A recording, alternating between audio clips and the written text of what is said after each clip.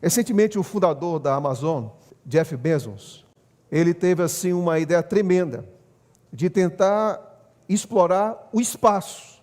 E como bilionário, ele fez os seus preparativos, formou sua equipe, preparou então uma potente máquina para então, com o seu sonho, alcançar o espaço, orbitar ao redor da Terra. Mas não somente ele, logo depois, Richard Branson, também um bilionário americano, resolveu também fazer a mesma coisa. E é interessante que também ele preparou sua equipe e também o que ocorreu nesse desejo de estar um pouco mais além das fronteiras da Terra, foi registrado ao vivo. Era a primeira vez em que iniciativas privadas podiam explorar o espaço de uma forma única. E é interessante que o desejo de explorar o espaço, o desejo de ir um pouco mais além, o desejo de estar mais perto das estrelas, não é um desejo do momento predominante no coração do homem. O homem já deseja olhar para o céu, para as estrelas, para as constelações, explorar esse universo há muito tempo. E nós temos esse interesse temendo de talvez um dia sonhar e colonizar até mesmo o planeta Marte. É como se existe uma certa tentativa de saída, de fuga desse planeta. Mas eu quero dizer para vocês que quando nós vamos para a Bíblia, não somos nós que subimos, é o céu que desce. Quando nós vamos para o livro de Apocalipse, no capítulo número 21, o texto diz assim: eu vi novo céu e nova terra, o primeiro céu e a primeira terra passaram e o mar já não existe. João disse, eu vi, e logo depois ele acrescenta, ao longo do capítulo número 21, ele diz algo que me chama muito a atenção. No capítulo 21, ele continua falando do que o herdeiro vai assumir, do que o herdeiro vai possuir, mas ele fala de uma cidade que está descendo. E quando nós olhamos para essa realidade, nós podemos dizer que nosso coração almeja, deseja, busca, anseia esse maravilhoso dia. É isso que você quer? Não espere dias melhores. Espere uma terra nova e um céu novo, porque é isso que Deus prometeu. Quando nós olhamos para essa grande realidade, fica a seguinte pergunta: todos nós acreditamos que Cristo vai voltar. E é bom dizer algo. Eu creio e você também crê que daqui a algum tempo, não existe data para isso, não existe horário para isso, mas existe a promessa. E nós cremos que Cristo vai voltar. Um dia, esse céu vai ser rasgado ponta a ponta pela glória do Senhor. Um dia a voz de trovão irá entrar em nossos ouvidos. Um dia as sepulturas serão explodidas pelas vozes dos anjos e aqueles que descansaram no Senhor vão se levantar para a vida imortal. Um dia nossos corpos serão transformados para nunca mais sentir a dor, a doença e a morte. E nós temos que nos alimentar com essa esperança. Só que existe uma coisa. Geralmente quando nós falamos da volta de Jesus Cristo, nós falamos dos sinais. E eu quero dizer uma coisa, nesse mundo tão cansado, tão angustiado, tão triste, tão manchado pelo pecado, tão deteriorado, tão acabado, tão angustiado, é muito fácil encontrar sinais da volta de Jesus Cristo. Nas diferentes categorias, se você olhar o seguinte, como é que está a volta de Jesus em relação à família? É muito fácil.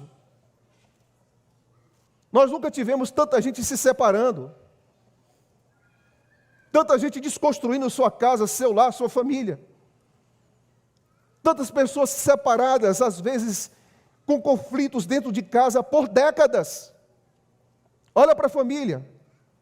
Não é difícil encontrar sinais da volta de Cristo no mundo político. Olha para a quantidade de extremismo que nós estamos vivendo hoje. Olha para a quantidade de corrupção que existe ainda hoje. De mentiras, de engano, de manipulação, de ameaça. E o ponto mais alto disso é nação invadindo nação, destruindo com ódio, com raiva, sem piedade. Esse é o nosso mundo. Veja a quantidade de pessoas que estão sofrendo emocionalmente. Nós vivemos uma pandemia, antes da pandemia do Covid, nós vivemos uma pandemia emocional. São milhões de pessoas que estão fazendo tratamento psicológico. Talvez milhões de pessoas que não consigam colocar sua cabeça no travesseiro e dormir bem. São milhões de pessoas que não têm paz de espírito. Então não é difícil encontrar no mundo emocional, no mundo político, no mundo social. E aqui vem algumas coisas. A primeira razão pela qual Jesus Cristo vai voltar.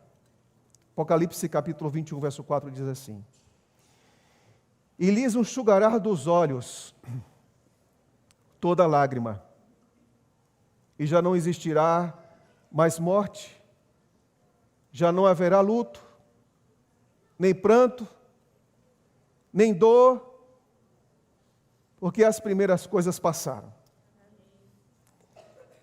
Primeira razão pela qual Jesus Cristo vai voltar a essa terra é que todo tipo de sofrimento, todo tipo de angústia, todo tipo de dor que é coroado ou que são coroados com a morte, um dia terá definitivamente fim, e Jesus Cristo tem dia, tem hora, tem data marcada para dizer que esse mundo nunca mais sofrerá novamente.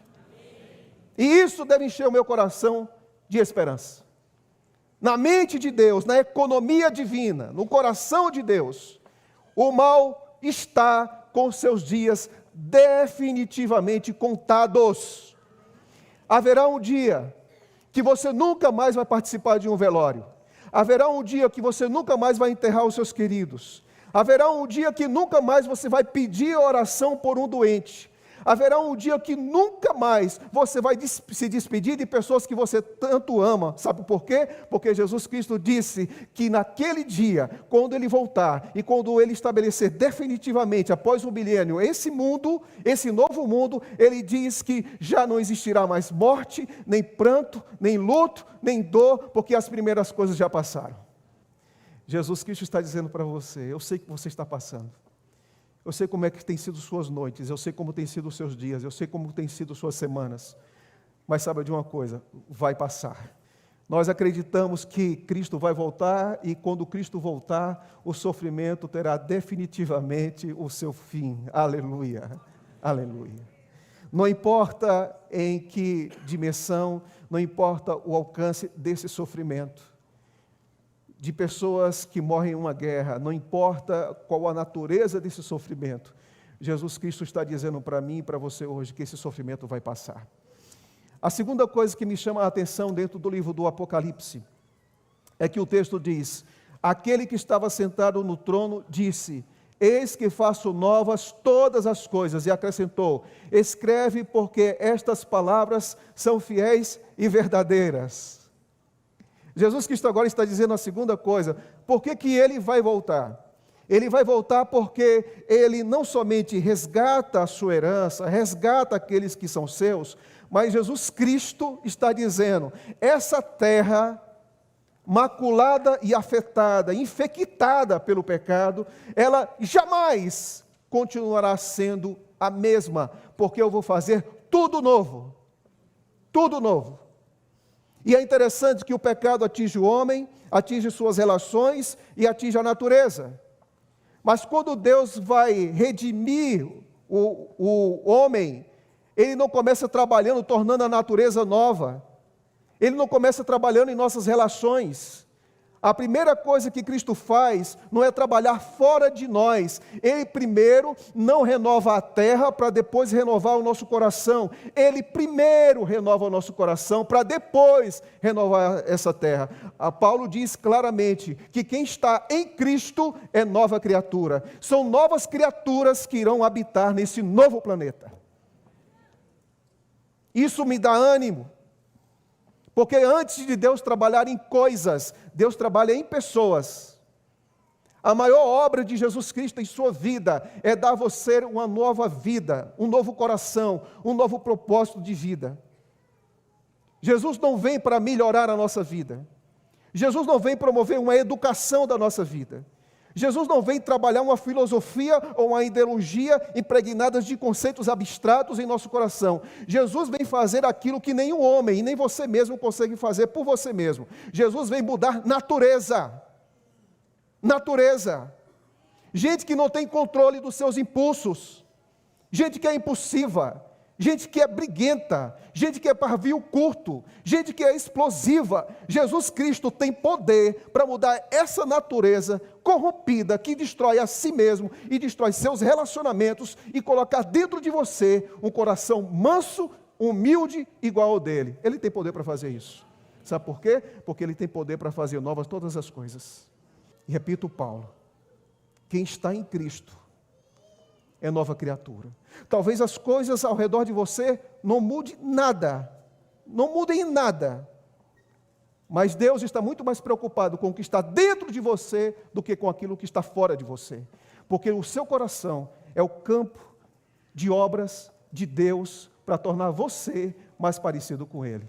Então eu peço duas coisas a você. Primeiro, não desista de você mesmo, porque Deus não desiste de você. Não seja definido por suas quedas, suas falhas e suas tendências. E a segunda coisa, persevere, porque Paulo também diz, aquele que começou boa obra em vós, há de concluí-la até aquele dia. Então isso quer dizer que até que Cristo volte, Ele não vai deixar de trabalhar em você. Eu pergunto, você crê?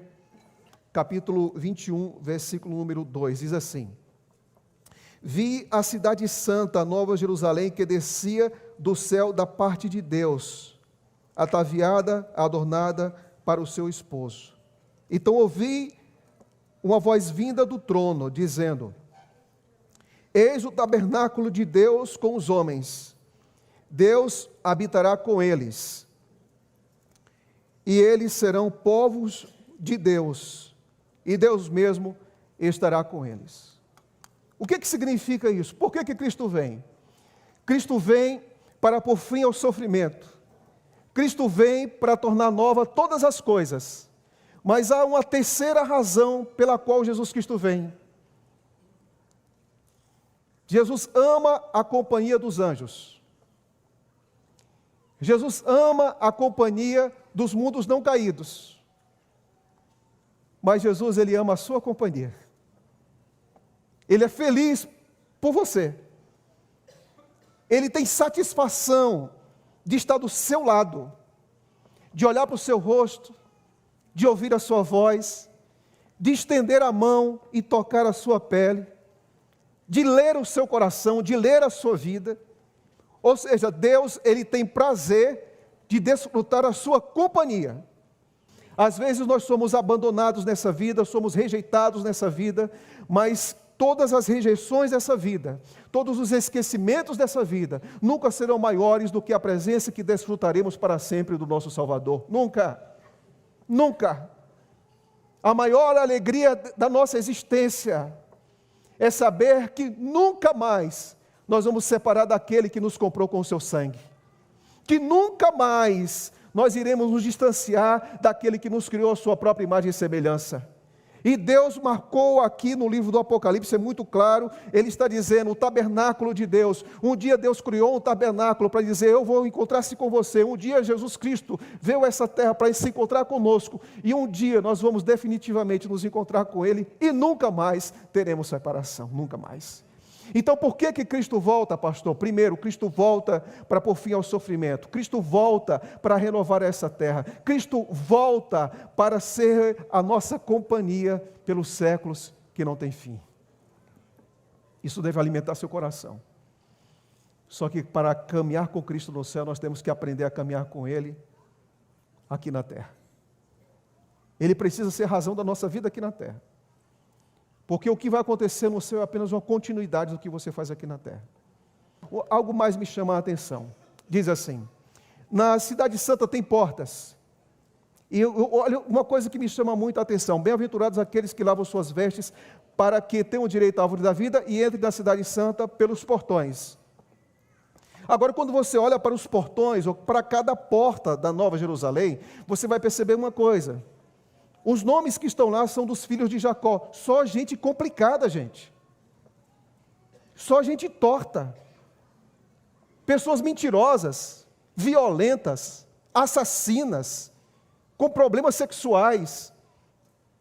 Esses são os filhos de Jacó.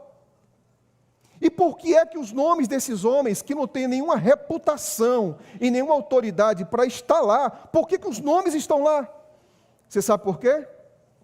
Porque os nomes desses homens, ou melhor, o caráter desses homens, de cada um deles, foi transformado pelo sangue do Cordeiro. Porque Deus não tem um método de salvar do Antigo Testamento e um método no Novo, é o mesmo. Então isso quer dizer que os filhos de Jacó precisavam ver no sacrifício das ovelhas o Messias que viriam e colocar fé, não no Cordeiro em si, mas naquilo que representava, que Jesus Cristo seria Salvador. E eles creram, se arrependeram, foram transformados. Porque a Bíblia diz claramente que nosso acesso para o céu é uma coisa. É quando nós lavamos o nosso caráter e permitimos que Deus trabalhe em nosso caráter. Aqui diz, bem-aventurados, felizes, os que lavam suas vestes. E quando eu passo para a experiência das vestes lavadas pelo sangue do Cordeiro, eu tenho um novo sentido para a minha vida. E quando Cristo habita no meu coração, as portas do paraíso se abrem para mim. Jesus é nosso passaporte, nossa emancipação para o céu, irmãos. Nós só vamos entrar lá por causa dele. E aqui me chama muito a atenção que a gente precisa ter uma experiência tão profunda com ele, mas tão profunda com ele, que a gente saiba por experiência própria, na nossa própria pele, o que é ser perdoado, restaurado e regenerado. Pare de ficar olhando que a resposta para a humanidade está no Palácio do Planalto, STF, ONU, Washington, Vaticano. Pare de olhar para isso. A nossa resposta para os nossos anseios humanos está no trono de Deus, que Ele vai estabelecer nessa terra, quando Ele voltar com poder, glória e majestade. Olhe para cima. Olhe para cima. Para de ficar alimentando suas esperanças para esse mundo aqui, no horizonte. Passe a alimentar suas esperanças para o mundo eterno que Ele prometeu. Não espere um novo país, não espere um novo continente, não espere novas políticas, não espere novas ideologias, não espere novas filosofias para existir nesse mundo. Espere um novo céu e uma nova terra, porque isso vai acontecer. É isso que vai acontecer.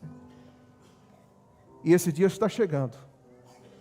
Pode ser que não chegue nessa geração, pode ser que seja muito mais tempo do que isso, nós imaginamos, mas esse dia vai acontecer. Eu não dependo do tempo, o tempo não me torna refém da esperança, é o tempo que me faz viver a esperança, e não importa quanto tempo eu tenha que viver essa esperança, ela vai se cumprir. Ela vai se cumprir. As portas do céu estão abertas para você por causa de Cristo. Essa terra será renovada por causa de Cristo.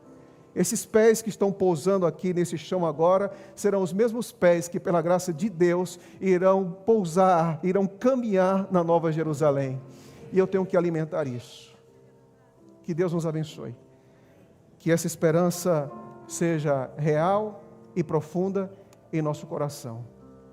Que Cristo alimente nossa vida em todos os sentidos.